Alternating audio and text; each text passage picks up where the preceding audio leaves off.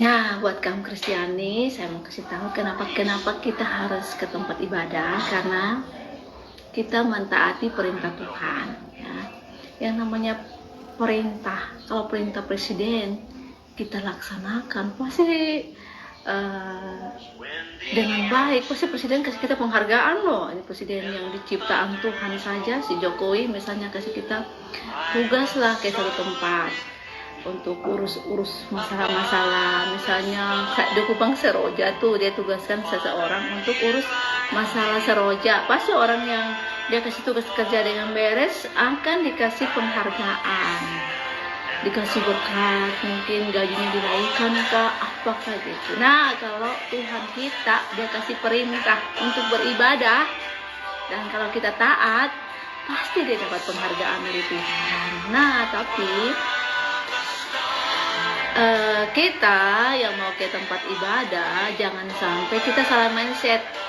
Kita ke tempat ibadah sebaiknya karena kita mindsetnya kita kayak gini ya, harusnya karena kita sudah diberkati dulu. Dengan apa? Dengan dikasih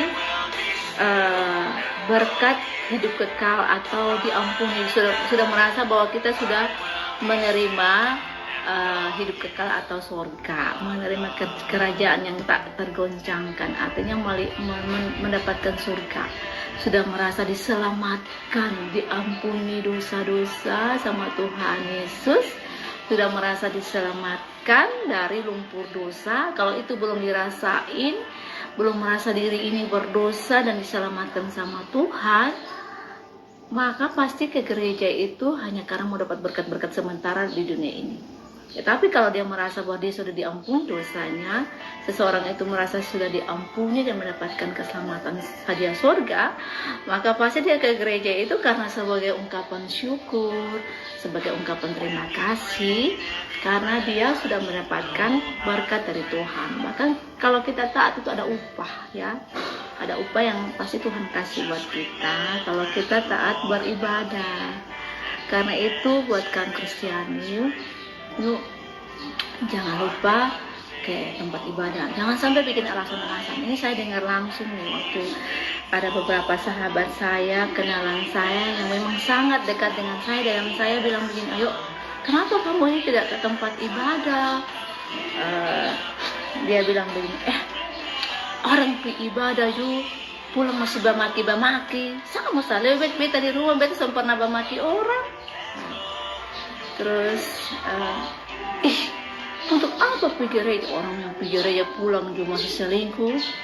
Akhirnya dia alasannya itu salah. Alasannya karena bukan firman Tuhan.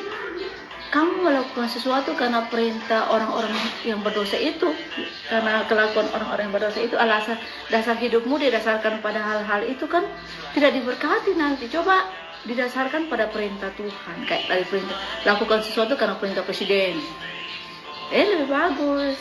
Nah, ini kalau dasar sesuatunya karena perintah Tuhan pasti diberkati. Masa dasarnya karena kehidupan orang-orang yang jahat, dasar hidupmu dirandasi karena dilakukan dari kehidupan orang-orang yang jahat, nanti akhirnya kita tidak diberkati ya. Jadi sebaiknya ke tempat ibadah itu sudah benar ya.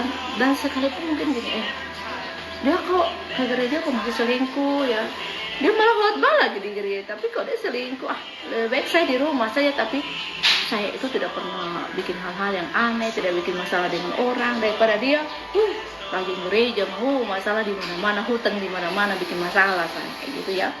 Jadi jangan sampai kelakuan seseorang atau beberapa orang yang tidak baik menjadi dasar hidupmu. Nah, mereka bukan Tuhan Allah. Masa manusia kelakuannya jadi dasar hidup kamu? Atau kamu sendiri mengandalkan diri sendiri jadi tidak ke gereja? Jadi harusnya ke tempat ibadah, beribadah kepada Tuhan karena mau taat perintah Tuhan ya.